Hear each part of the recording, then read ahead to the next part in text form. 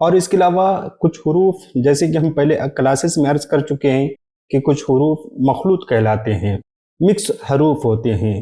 مخلوط حروف یعنی مکسڈ لیٹر تعداد میں 15 ہیں، جو اس طرح سے ہیں: بھ، پھ، تھ، ٹھ، جھ، چھ، دھ، ڈھ، رھ، ڑ، کھ، گھ، ل، م، ن۔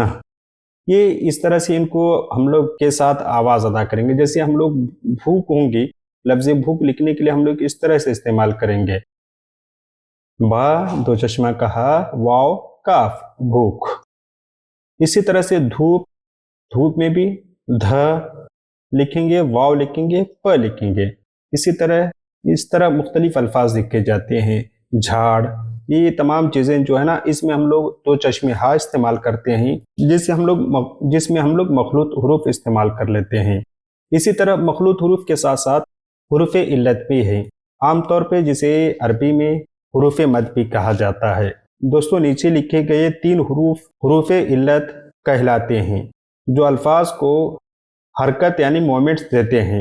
یعنی یہ حروف اگر کسی حرف کے بعد آئیں تو انہیں کھینچ کر لمبا کر کے مد کے ساتھ پڑھا جاتا ہے۔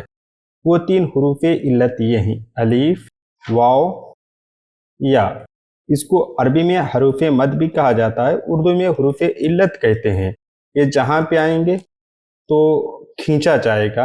امید کیا آپ کو یہ کلاس پسند آئی ہوگی۔ اگر آپ کو پسند آ رہی ہو تو ہمارے چینل کو سبسکرائب کریں اور اردو سیکھیں، اس مہم میں ہمارا حصہ بنیں۔ اردو ہے میرا نام، میں خسرو کی پہیلی۔ اردو ہے میرا نام، میں خسرو کی پہیلی۔ میں میر کی ہمراز ہوں، غالب کی سہیلی۔